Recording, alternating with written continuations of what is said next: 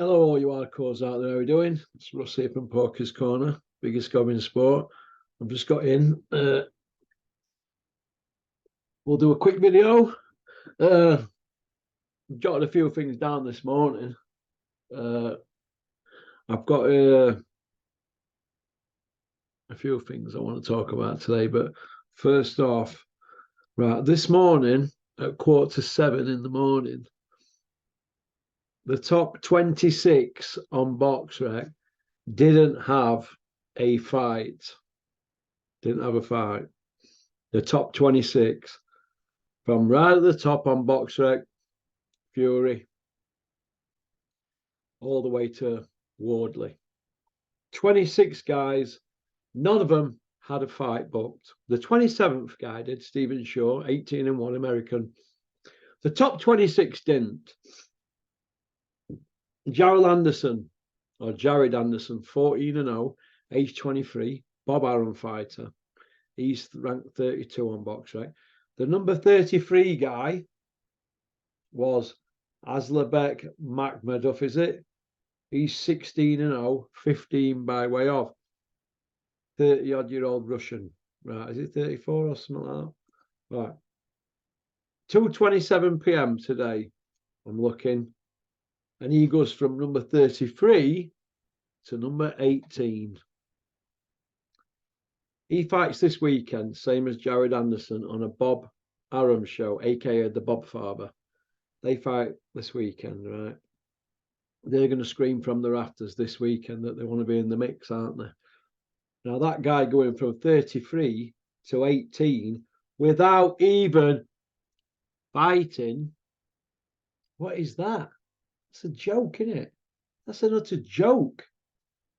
How can he go up 15 places in 4 hours and he had his fight till this Saturday?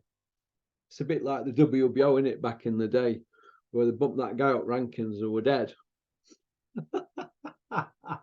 Hey, how bad is that? How bad is that? So, well, we haven't really got many of the heavyweights fighting, have we? But Stephen Shaw, Jared Anderson, and this Makhmedov. That's out the top 32 who've got fights lined up. Charlie Martin fights. He's ranked 40-odd. He's fighting Jared Anderson. He's ranked 32. So when he knocks Charlie Martin out, and he will, he'll scream blue murder about being in mix. The other guy don't even need to if he wins at weekend because he's 18 ranked now and he'll be even higher after the weekend. So watch out for him being dropped into the mix. The Russian guy. Would you put it past Fury fighting him? Well, I think he's about Fury's age, isn't he? I don't know. You won't put it past, but I doubt that. But Fury keeps going on about his big announcement. Don't know where is it? Where's this big announcement? Where is it? Because we don't seem to be seeing it, do we? Hey, we don't seem to be seeing any announcements, do we? You know what I mean? There's no happening whatsoever with boxing, especially in heavyweight division. It's a load of pony. You know what I mean? It's a load of old pony, isn't it? Speaking of pony talkers, Dylan White, he's a pony, isn't he? Or donkey. Who's the donkey now, Dylan? Well, Dylan White, to be fair to him, I think he's been treated pretty shabbily by Hearn. He's had 16 fights with Hearn out of a 32 fight career. His last 16 fights, the business end of his career, you could say. Hearn's made him a millionaire, or Hills, Eddie Hills. But Dylan White, he's messed him about that much. He's in a right predicament now. He's got to fight Joshua. And he's got to fight him with a rematch. So this is how I look at it, with a rematch. If Dylan White beats him, he agrees to fight and he beats him. And he's got a rematch Joshua straight away. So where does that leave Saudi at Christmas? But December show, if Dylan White beats Joshua in August, it's gone that, innit? So I doubt it's going to be Dylan White in August. I think it'll be a knockover, one definite win that they can get. Because if he fights White and he loses, That Wilder money's gone in it. Are they going to risk it? I don't know. They want a knockover, don't they? But a knockover could beat him. He's that fragile at the moment. Dylan White could even beat him if he gets that left hook going, but I somehow think he's missed the boat. White, I think he's missed the boat. It's a shame, but if he does beat White, if White does beat Joshua, we could be looking at May for a rematch next year, couldn't we? And then it's 2024. Then he rematches him.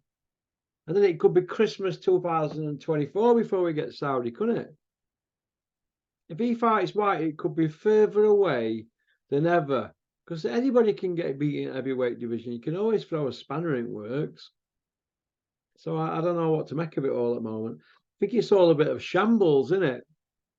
Throw that in, and the fact that they're talking about Tank Stevenson and Shaka, Tank Davis and Shaka Stevenson. That's a good fight, that, but it's just talk at the moment, isn't it? It's just talk. There's talkers and there's smoky bacon walkers. We're in a lot of talking. We're not seeing anybody eating any smoky bacon, are we? Huh? Hey? So Dylan White's umming and ahhing about the big Reek match fight. Dylan White, I've got a message for you, Dylan White. You can't go out with Bricktop, can you? After messing him about. Plus it'll burn bridges with Eddie Hills, won't it? Your boyfriend. So if you can't go with Bricktop, PBC aren't interested with you because you've been everywhere hawking yourself about, aren't you? You've got no choice but to take that Eddie Hills money. But when you dance with the devil, well, you take that money, you've got to fight Joshua twice. You can't just fight Joshua once and get away from him. You've got to do him twice. So you've got to rematch him like Ruiz had to. You beat him, you've got to rematch him, and just like Usyk had to. And it just holds up the division, and Eddie Hearn's become a master at it, holding up the division, wanting rematch clauses on gatekeeper fights for no belt.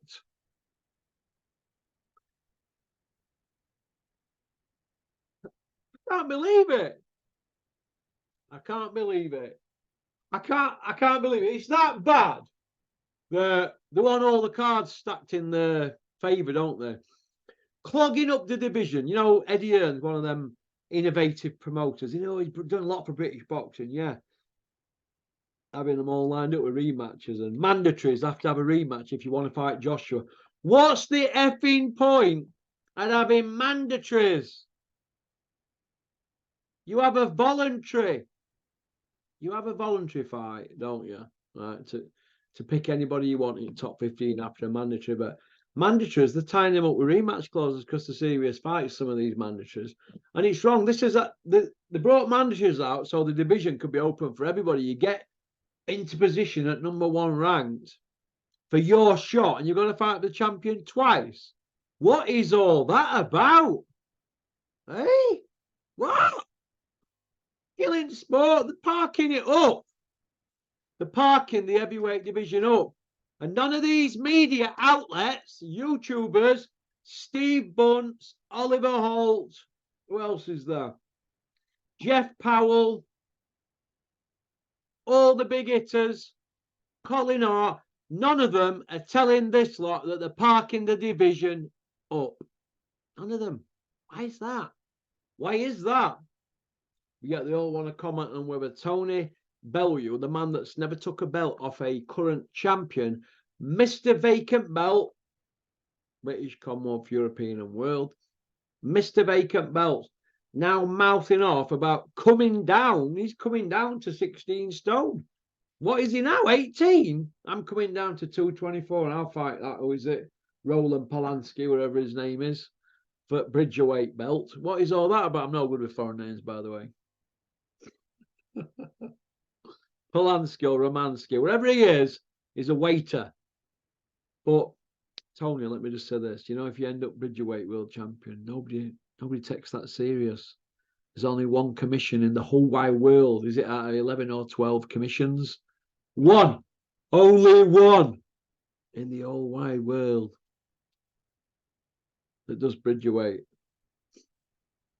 It's a bit like winning the WBO in late 80s, early 90s, isn't it? It didn't count. And in some people's eyes, the WBO still don't count. Oh, I don't know.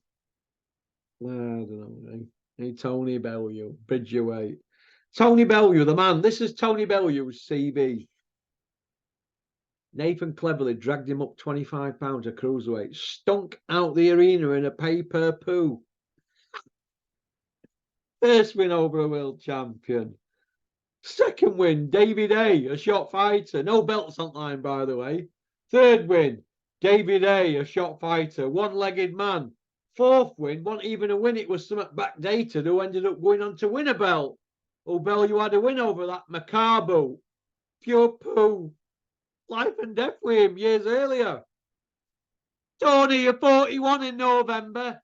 5-year hard at ring. Tony, don't get greedy, Tony. Don't get greedy. You got greedy. Listen to Penfold, kid. Don't get greedy. Or you'll end up on planet Jupiter. Like where Usyk put you. Pop, pop, bang. That's about it, really. So, moving on to the Conor Benn situation. We'll finish off with Conor Benn situation. We'll stick a thumbnail up at Tony the Bell End Bellew, because he is a bell end. And we'll now chat about the old Conor Benn situation. Conor Benn, Crusher Benn. Right, they're saying he's going to fight September 23rd, yeah? How? How can that be? How can he fight September 23rd? How? How? He ain't got a license. He's 4 adverse findings, A sample, B sample, on 2 tests. So there's 4 issues to deal with. But it looks like the Gads saying they're going to go down the egg route and say, yeah, it were eggs. We're eating too many eggs. Look, they've given us more excuses. You've tied your sends in knots that much. Right. You've dug an hole all the way from here to Australia, to where you were living. So make your way back. Make your way back, lad. Drug cheats are not welcome in UK. 2-time drug cheat. Strutting about like you own the place. I remember when drug cheats, people who failed dope tests, were frowned upon in the sport of boxing. Frowned upon. Nobody came out to defend them. Nobody. But you're lot, haven't you? You've shown what it's all about. Conor Benn, let me tell everybody this. Conor Benn is a commodity now because he's had £1 million of a PR on his free. They've had PR. They've had it off with the PR. And everybody on YouTube's giving it. But what I don't see, I see people like Kugan Cassius, the IFL man, very good in front of the camera, very patient, very hard working. But it's his mate in it. I don't see him putting it on Conor Benn. No. I see him putting it on other people for things that they do that's wrong. I see him putting it on the other kid. I'm not going to mention his name, the YouTuber that said something that wasn't very nice about one of Kugan's relatives or his daughter. That wasn't very nice. And Kugan had plenty to say about that, and quite rightly so. But I don't see anything said about this. This is Kugan's job, by the way. And we're talking about the biggest story in boxing in the last 12 months. And Kugan Cassius is the biggest YouTuber in world boxing. I think he's got more subscribers than any other channel. And is he Conor Benn's kid's godfather? I think he's Billy Joe's, one of his nephews or niece's godfather. I think Billy Joe's niece, Kugan's godfather, and he's godfather to one of Ben's. If I christen my kids, will you be godfather to my kids, Cougs? Right. And then if they turn pro, don't mind, we can get them on IFL. What do you reckon? Want to be godfather to my kids? Let me know. Point I want to make is the biggest YouTuber in world boxing has had, is it 9 or 11? Last count, 9 or 11 interviews with Crusher in the last 6 months. So I don't know how many last year, last 6 months. And they've seen him many times. They spoke, the text. I ain't seen him put it on him once. But yet they were putting it all over Jarrell Miller, weren't they? Oh yeah. So what's the difference? Well, you can't put it on your mate. Is it, mate? I know him. No. That don't wash for me. Failed the dope test. Failed 2 dope tests. Tried to make the fight, and they're still trying to make the fight. And they're riding roughshod over everybody. And everybody's scared to death. Everybody's scared to death. Because they don't want to lose access, and they all want to hold on to the little bit of fame that they get. Because none of them can go out in the real world and get a few quid without putting the tongues up people's asses. Which brings me to Big John Fury. Big fighting man. 8 years out of prison, not thrown a punch. I saw my mate from Bentley punch him upside down. I had a DVD of it, 25 quid. I gave it John Fury. I bought him it. Yeah, John. Still waiting for me 25 quid, John. But when I went to get another copy, you stopped that, didn't you, John? You stopped me having another one off that Steve Oldsworth. But we got one off the late Eric Guy, didn't we? So if you go onto my channel, my most viewed video, go on the bit that says most popular. Have a look at John Fury getting put on planet Jupiter twice. The same man that told us all he's 100-0 on the hard road and 100 by way of, and did an Irish champion for 100 grand in 92. The same man doing a podcast with a convicted rapist in Saudi. Well, is that true? We're not allowed to say that. Mike Tyson is a convicted rapist. If I were a convicted rapist, I'd be kicked round the streets, wouldn't I? Yeah? But not Mike Tyson. All right for Mike, innit? He didn't mean it. Mike's not like that. Mike's not about that life. Well, when John Fury has his operation to remove his tongue off Mike Tyson's G-spot, we'll talk about the situation again then, won't we? All right, pop, pop, bang. I think that's about it for today, really. A little bit cheesed off that he's gone from ranked number 33 to 18 in the world, and he hadn't even fought. After all that research this morning, how can we come on YouTube and say something and then it be changed? So all that writing and messing about this morning and research, and then boom, 6-7 hours later, he's just took off me, innit? The geezer's dropped into 18th position from 33. So basically, top 17 are not fighting, and had it an 18's fighting. So it's crazy, isn't it? It's utter madness, isn't it? Well, that's boxing, isn't it, Paddy? But Conor Benn, well, he's been out of action, hasn't he? 17 months when he fights in September, if he fights. Now they're talking about it like it's a slam dunk. How can that be? How can it be a slam dunk? It can't be a slam dunk, can it? Because he's not been dealt with. He's not been dealt with whatsoever. And they're all showing the true colours, aren't they, about greed.